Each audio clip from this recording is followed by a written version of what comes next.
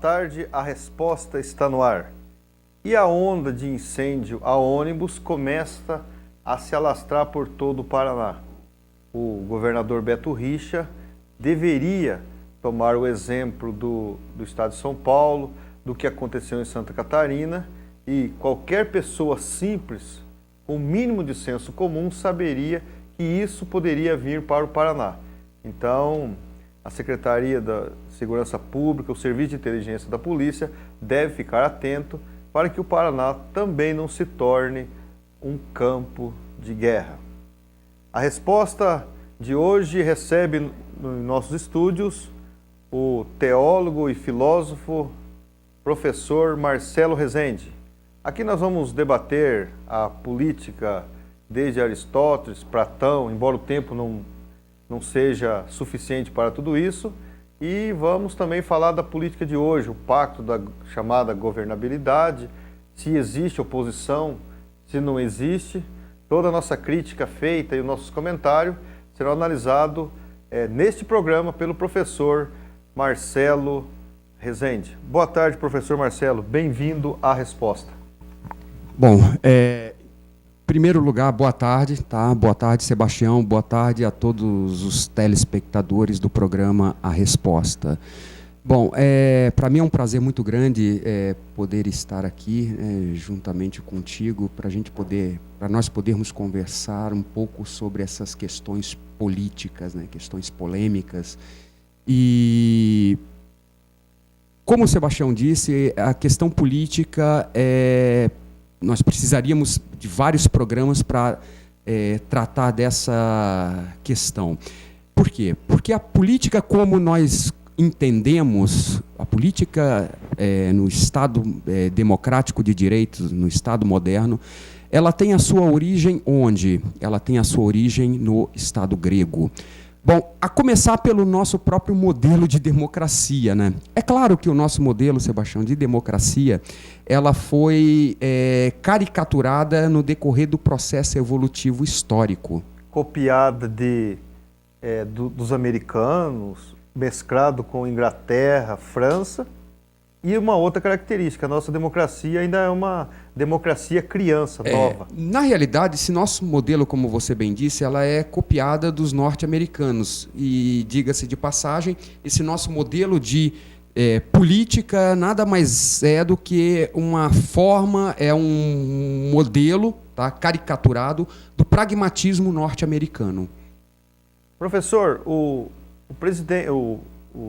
falecido, na linguagem jurídica, de cujos Hugo Chávez, presidente da Venezuela, naquele Roda Viva, que foi reprisado no dia da sua morte, um dia depois, ele dizia que os Estados Unidos não tem democracia, porque são apenas 2 partidos e o povo não participa, são apenas alguns representantes. Você concorda com a ideia dele? Não, eu não concordo com a ideia dele. Eu não concordo com a ideia dele porque a ideia dele é uma sequência da ideia de Che Guevara.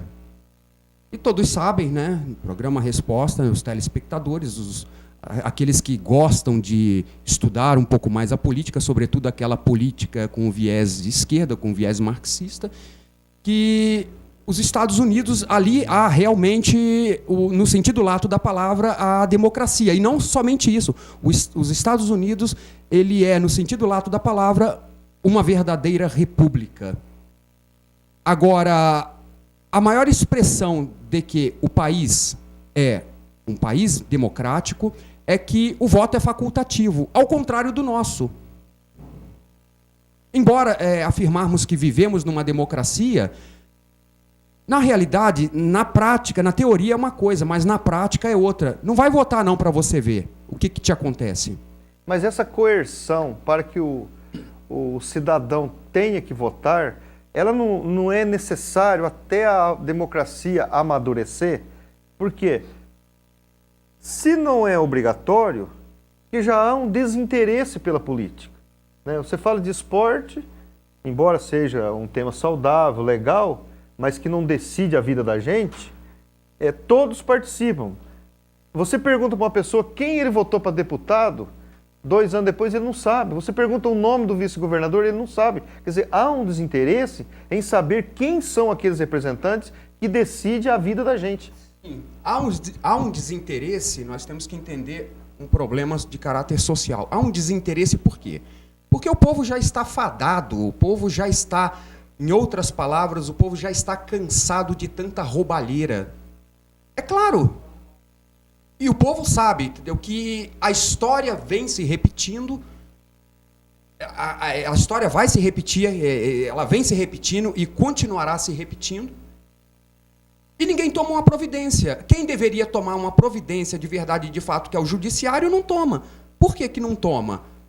Porque há concessão entre o judiciário e a política no país, a começar pelos ministros do Supremo. Quem coloca os ministros do Supremo lá? Eles são eleitos pelo voto direto? Não. Eles são indicados pelos políticos. Agora, você vai condenar aquele camarada que te indicou o teu patrão ao ministério? Você vai condenar o teu patrão?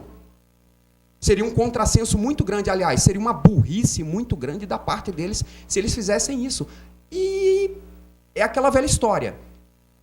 O que assegura a violência, telespectadores? É a impunidade. Enquanto existir impunidade, haverá violência. E quando eu digo violência, eu não estou só me referindo à violência física, mas à violência moral. O que seria isso, basicamente? É privar, entendeu, a criança de ter acesso a um ensino de qualidade em uma escola pública, porque eu, como professor, eu sei que o ensino da escola pública está completamente sucateado, as escolas estão sucateadas, há escolas que nem giz tem para o professor escrever, professores com salários baixíssimos, completamente desmotivados, sem planos de carreira. Isso é ou não é uma violência? Você vai aos hospitais, há fila para tudo, até fila para morrer hoje. O camarada morre e fica aguardando no IML o corpo na fila de espera.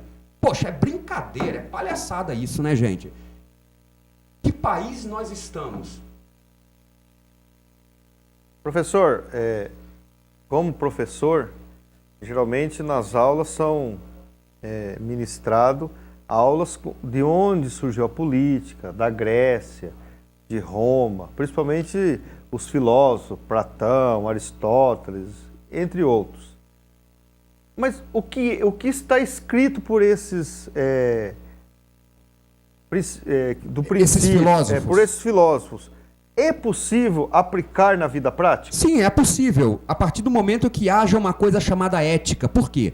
Porque para o homem grego, telespectadores, política andava de mãos dadas com a ética, ou seja, havia, no caso de Aristóteles, havia a eticidade da política e a politicidade da ética.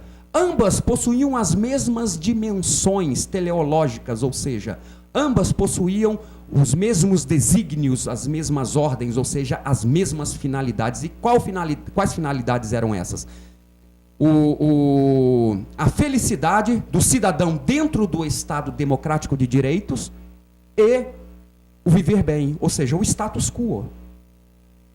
Mas isso tudo era possível e foi possível no Estado grego, por quê? Porque a ética andava de mãos dadas com a política. Ao contrário de hoje.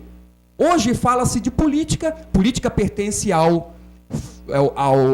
tudo aquilo que está relacionado ao público, tá? À esfera pública, e a ética está relacionada aqui, àquilo que é privado, ou seja, ao indivíduo, única e exclusivamente ao indivíduo, ou seja, estritamente a ele. Mas quem fez essa separação lá no início da modernidade? Foi o próprio Maquiavel, quando, através desse modelo republicano defendido por ele, tá? Ele defendeu uma postura, uma política fundamentalmente, Sebastião, pragmática.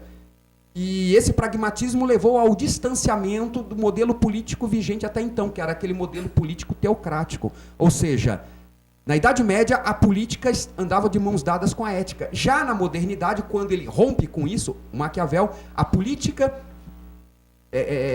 gira em torno do público, né, da esfera pública, e a ética em torno do particular.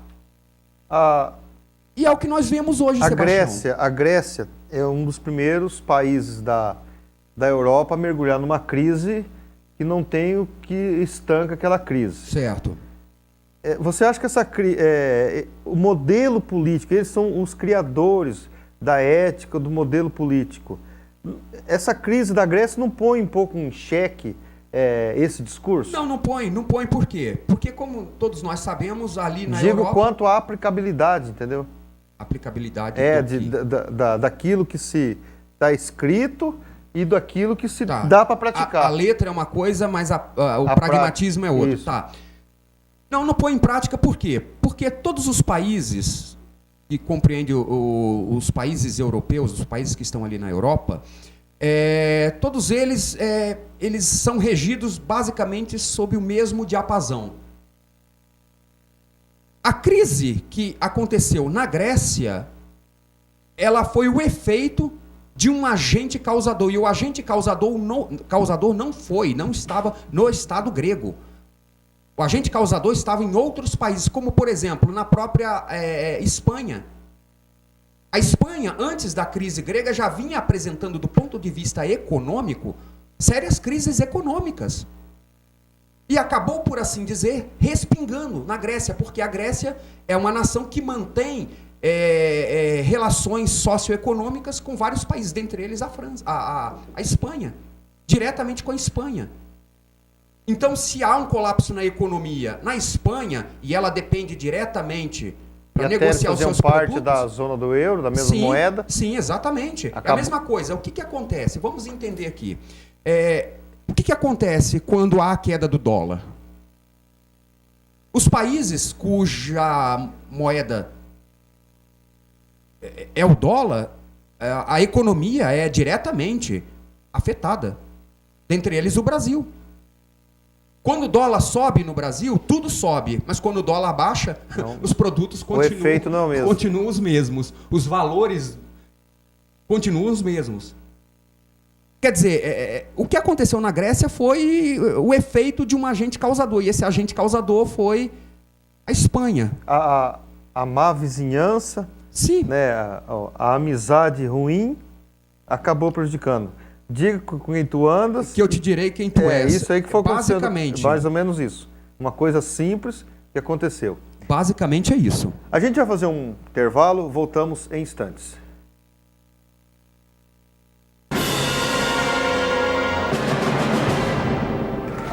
Patrulha rodoviária.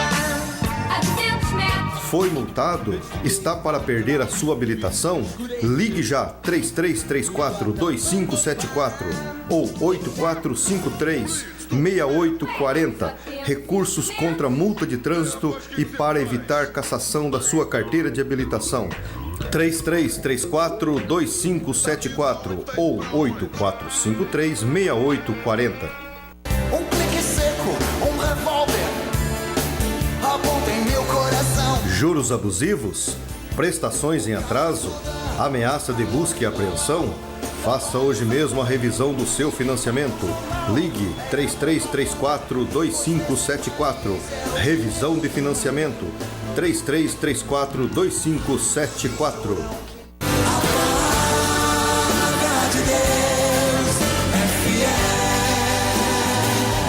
Leia e assine a revista MC 1615, o maior conteúdo cristão do norte do Paraná. Ligue hoje mesmo e faça sua assinatura. Revista MC 1615, 3322-1810. Empréstimos consignados com as melhores taxas do mercado para servidores públicos, aposentados e pensionistas do INSS. Ligue já e faça o seu sem compromisso. 3334-2574 ou 8453-6840.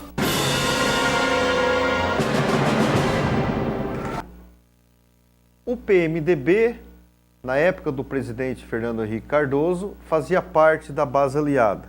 Já ocupou a presidência da República e quase 100% dos governos do Estado na época do ex-presidente José Sarney.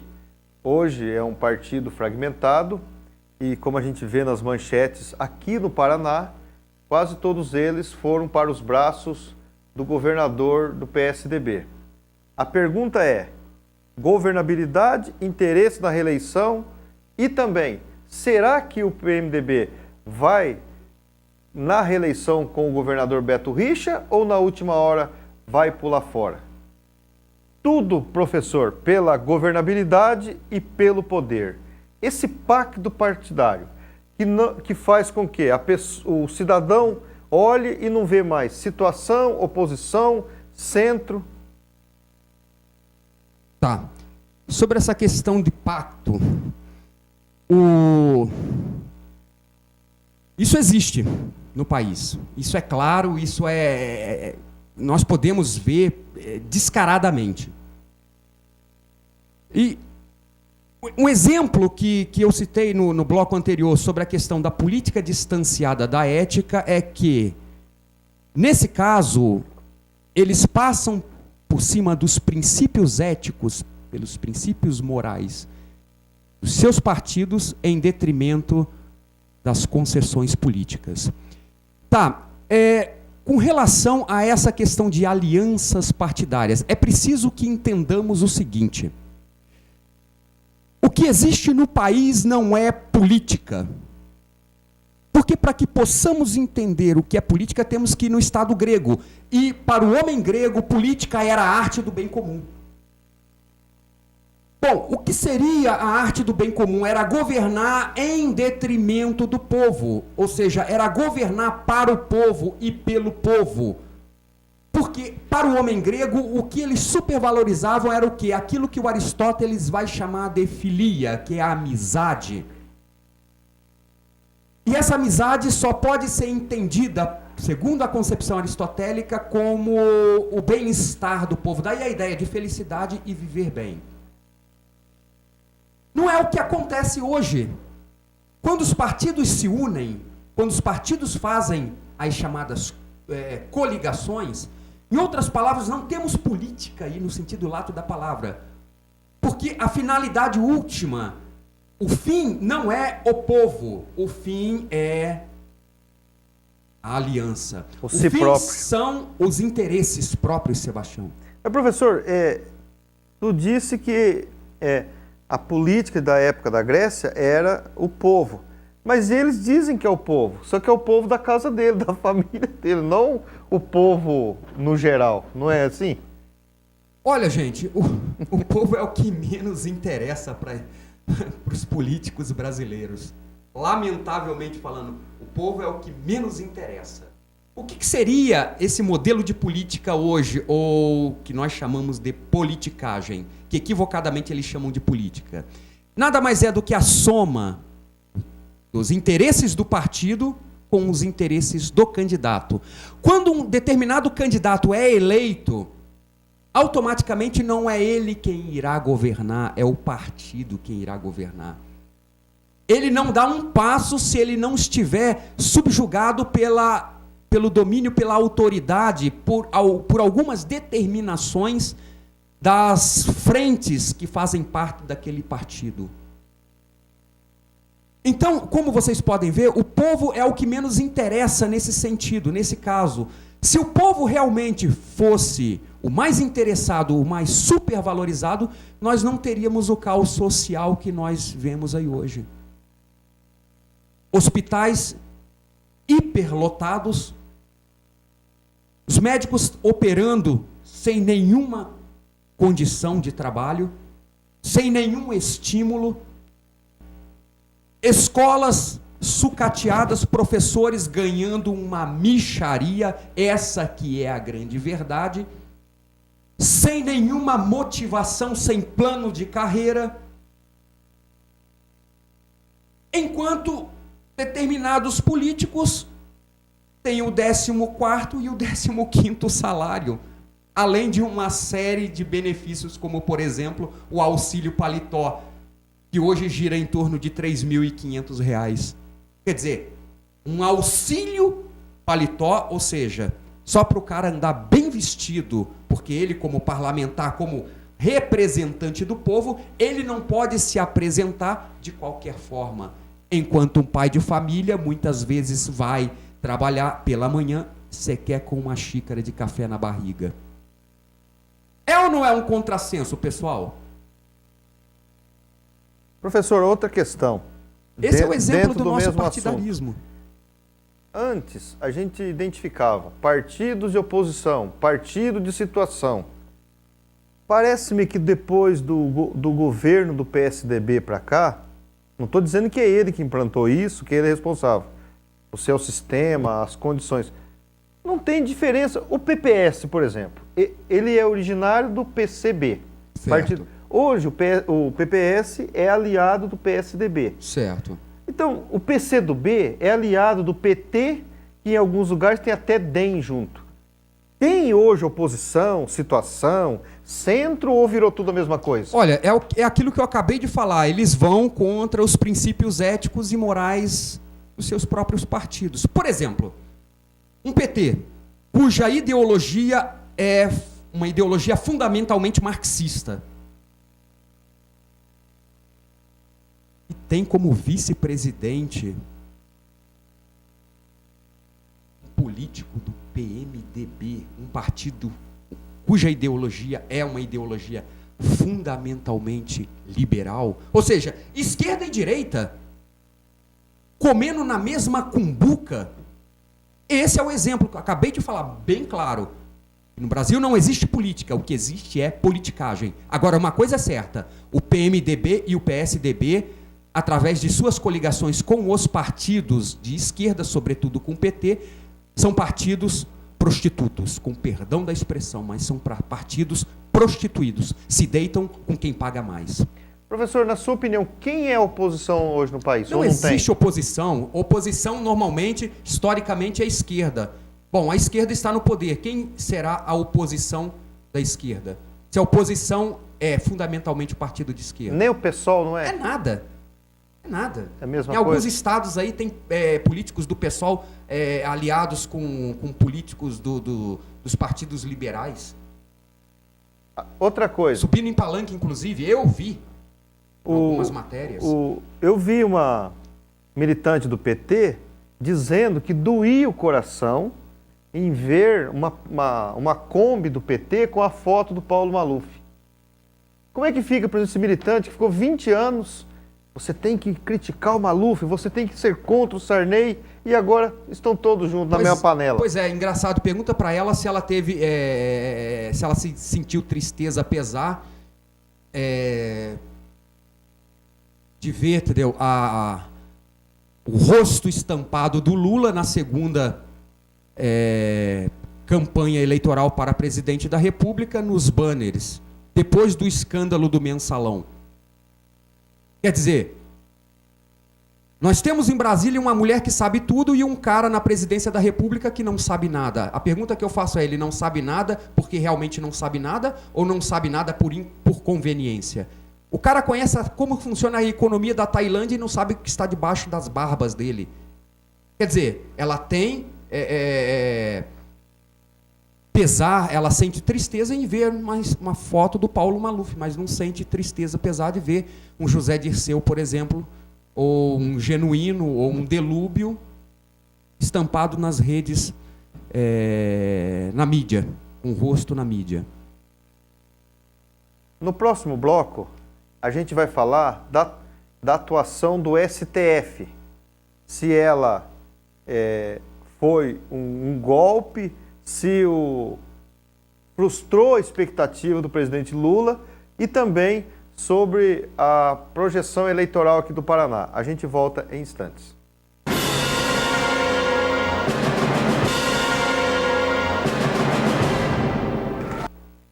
O presidente Lula indicou o ministro Joaquim Barbosa para o Supremo Tribunal Federal. Como relator do mensalão, os holofotes da imprensa se voltaram todos para ele. Agora, como presidente do STF, ainda continua muita polêmica. O próprio presidente Lula disse numa certa vez que se arrependeu de ter indicado Joaquim Barbosa. Professor Marcelo, o Joaquim Barbosa representa o que o povo queria dizer? Olha, sim, em primeiro instante, sim. Ele foi uma voz que o povo queria escutar. Só que, como é sabido, como é já realidade nesse país? A voz do povo nem sempre é a voz de Deus. A voz do povo é sempre abafada. Porque o Brasil é um país, embora falasse muito de ética na política, inclusive nós temos as CPIs da vida para avaliar, entendeu, as posturas éticas e morais dos políticos. O que está faltando, entendeu, na nossa política, inclusive no nosso judiciário, é ética. Em outras palavras, o que eu estou querendo dizer com isso? Que quando o judiciário ele age, e às vezes age sem o consentimento do povo, sem procurar saber o que o povo realmente acha, gostaria que fosse feito, em outras palavras, eles estão adotando uma postura inconstitucional. Porque se estamos num país democrático, numa nação, um país democrático de direitos, e por outro lado nós estamos num país livre, e como tal o povo tem a liberdade de se expressar, de ouvir e ser ouvido, então eles deveriam escutar o que o povo deveriam dizer. Agora, no caso do ministro Barbosa do Supremo Tribunal, a voz dele foi abafada por quê? Porque ele foi indicado pelo Lula. Em princípio, ele realmente se posicionou contra o sistema. Mas é aquela velha história. Ele foi indicado pelo Lula, foi indicado pelo presidente da República e ele seria seria um contrassenso muito grande da parte dele se ele legislasse contra o próprio Lula ou contra até mesmo os próprios mensaleiros. Quer dizer, no discurso é uma coisa, mas na prática é outra. Mas a decisão dele como relator é pela punição dos mensaleiros. Sim, mas a pergunta que eu faço é: onde estão os mensaleiros? Outro dia... Mas Marcelo, professor Marcelo, é que o juiz ele tem que ser isônimo, ele não pode ter lado. Ele tem que aplicar a lei. Certo? Ele não pode também, porque senão aí deixa de ser o Estado das leis e passa a ser o Estado dos homens, se for sobrepor a vontade dele. Você não concorda com isso? Sim, eu concordo. Você citou o termo isônomo, tá? Isonomia o que é? Direitos iguais. Isso é um princípio assegurado pela Constituição. Perfeito. Se é um princípio assegurado pela Constituição, o princípio da igualdade, a pergunta que eu faço é: por que é que um mensaleiro...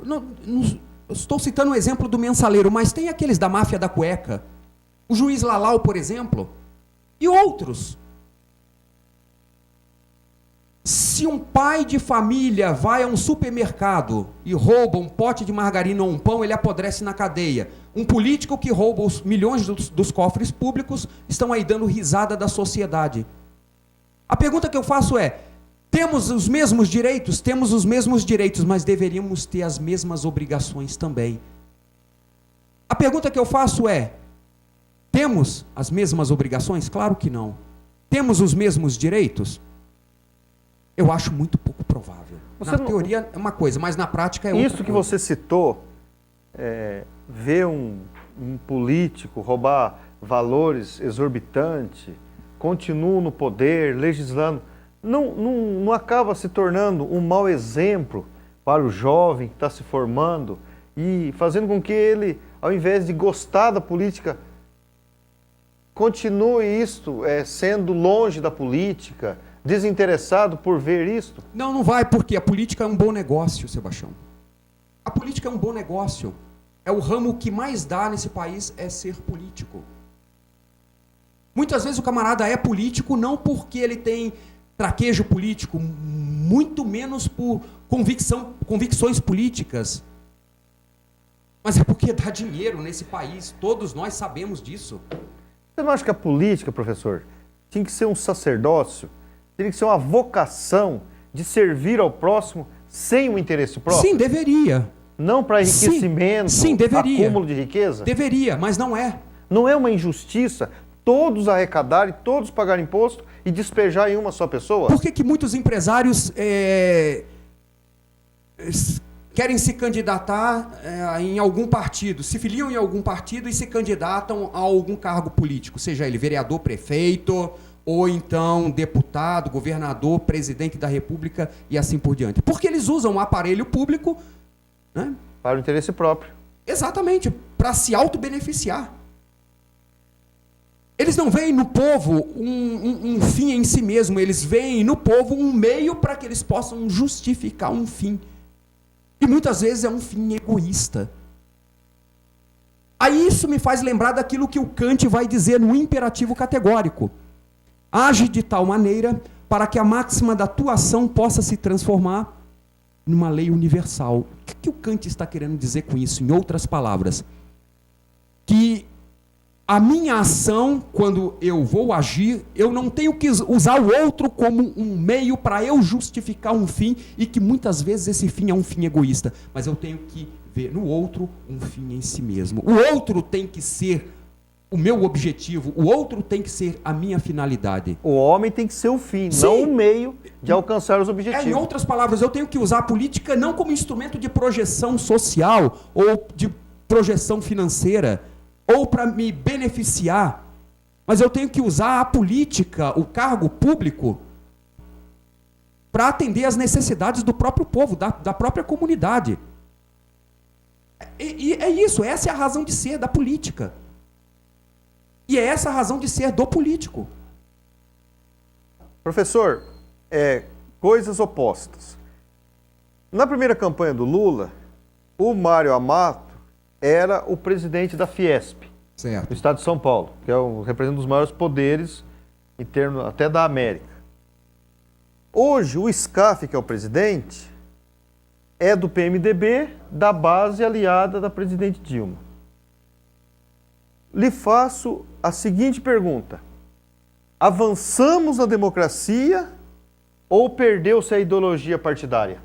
Olha, não avançamos na democracia e muito menos perdemos uma ideologia partidária. O que foi perdido foi uma ideologia partidária. E o maior exemplo disso nós temos nas chamadas concessões, nas chamadas alianças.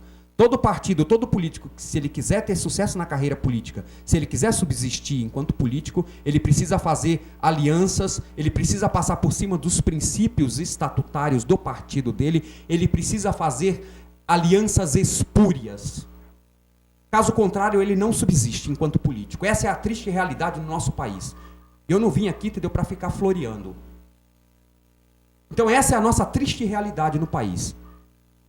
Avançamos na democracia? Claro que não. Nós retrocedemos na democracia. O que é democracia?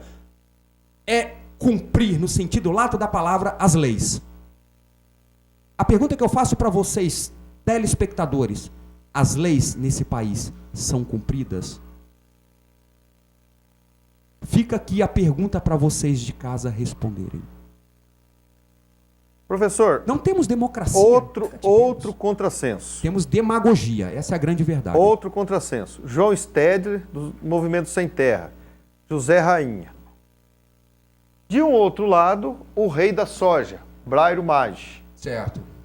O último evento aqui da presidente Dilma em Apucarana estava José Rainha, Brairo Maggi e o PV, que é ecológico. Todos no mesmo palanque. Pois é. É o que eu acabei de falar aqui. O exemplo que você está me citando, que é a afirmação que você está fazendo. É o exemplo. Está aqui, ó. É o exemplo do que eu acabei de falar. Alianças, concessões e tratados espúrios. Você acha que o país ganha ou perde com isso? Olha, se existe alguém que ganha, Sebastião, são eles. Não, eles a gente sabe que ganham. Sim, são eles. São os únicos que vão ganhar nesse país. Professor, agora vamos ao nosso último tema.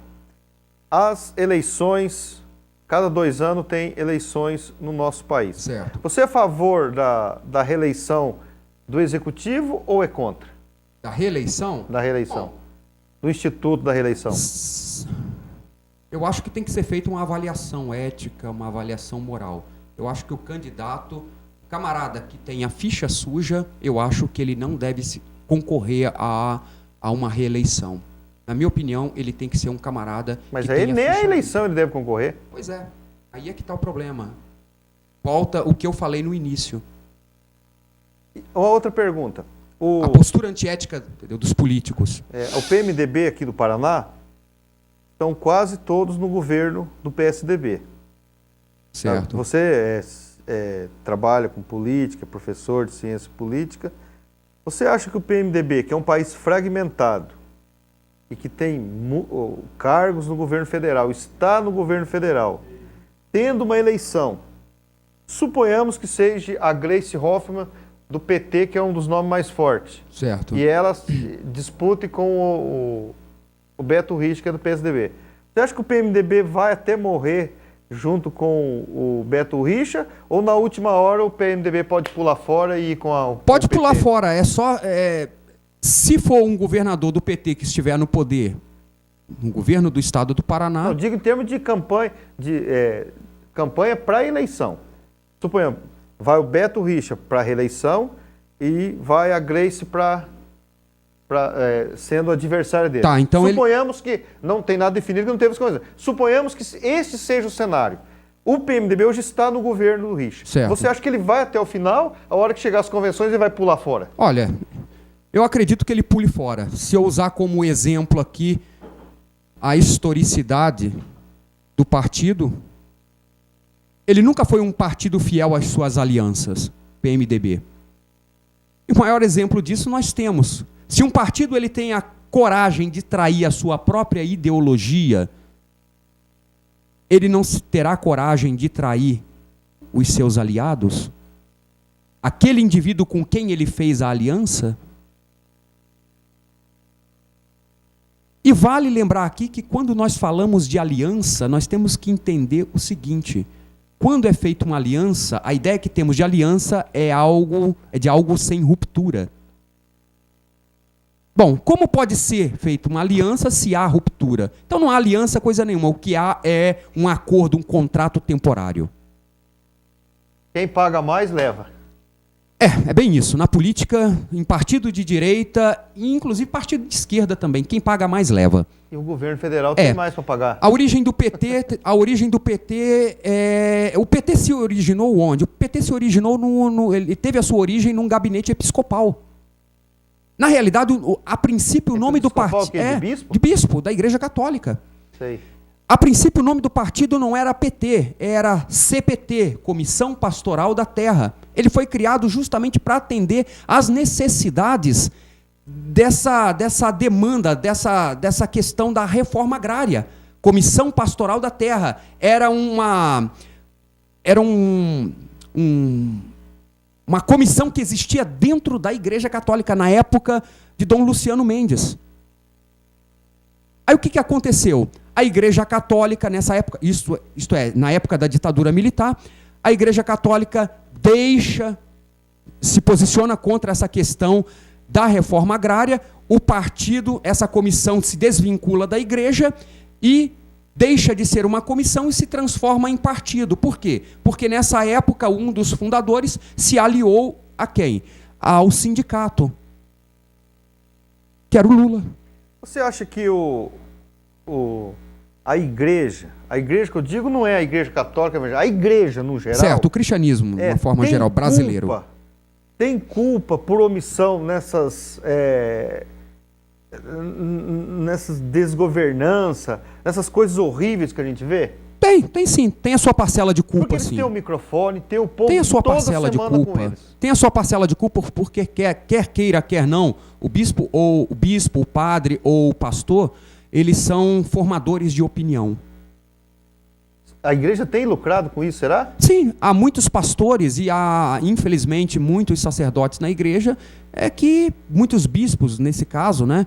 Eu não vou citar nomes por termos de ética, né? Mas há muitos bispos que, poxa, recebem propina da igreja, do Estado para poder manter-se de boca calada, inclusive muitos pastores. Então, o Estado deixando de ser laico na prática. Nunca foi. O Estado é laico na teoria, na prática não. O povo não é laico. Tem seu lado. O povo não é laico. Professor Marcelo Rezende, queria que você fizesse um resumo, desse o teu recado ao nosso telespectador, para que a gente venha encerrar o programa. Certo. Na linguagem do professor, na redação, venha fazer a conclusão dos seus tópicos. Tá certo. Bom, a questão é a seguinte, com relação ao povo brasileiro. O povo brasileiro continuará sendo a mesma coisa que ele é hoje. Quando eu digo povo brasileiro, não estou generalizando, mas estou dizendo aqui uma parcela de 80% da população brasileira. Continuará sendo a mesma coisa que é, ignorante. E essa ignorância é fruto, é ocasionada pela própria política, pelos próprios políticos. Por quê? Porque os políticos de hoje, eles não investem muito pouco na educação. Investe-se mais em presídio do que na educação. Por quê? Porque a educação, e eles sabem disso, a educação tem um poder messiânico. O que eu estou querendo dizer com isso? Que tem um poder libertador. A educação é a única responsável por fazer com que o homem saia desse processo de pamonhalização para a despamonhalização. A educação, ela tem a única finalidade, despamonhalizar o indivíduo. E é isso que o Estado, quando usa os aparatos midiáticos, e é isso que o Estado faz, usa a mídia para transformar a sociedade, como disse o antigo Gabriel Pensador, a sociedade num bando de imbecis planejados. Aí compete quem? A educação. E eles fazem isso usando o quê? O programa de entretenimento. Alguém já viu aqui sábado à tarde ou domingo à tarde um programa que realmente traga informações, que elucide o povo? Claro que não. Normalmente são programas de entretenimento. Por quê? O que o Estado quer dar para o povo é pão e circo. Quer transformar a sociedade num bando de pamonhas. Aí cabe à educação, despamonhalizar esse camarada. Aí, como o professor está desmotivado porque ganha pouco, tem uma série de desmotivações, e o professor fica de pés e mãos atadas. E quem lucra com isso é o próprio Estado, são os próprios políticos, são os próprios governantes. Porque quanto mais ignorante, mais eleitores eles têm. Eles querem conduzir o Estado, o povo, eles querem produzir o povo um Estado paternalista. Em outras palavras, eles querem dar o peixe, não querem ensinar o povo a pescar. É isso. Professor Marcelo, muito obrigado pela sua presença. E nós estamos à sua disposição quando quiser vir aqui expressar a sua ideia, até porque o nosso programa ele é democrático, diferente do sistema que é democrático de verdade. Claro, tá? claro. As ideias contraditórias são bem-vindas aqui. Claro, eu que agradeço, tá? E para mim foi um prazer muito grande estar aqui com você, participar do teu programa e também conversar um pouquinho com o teu público.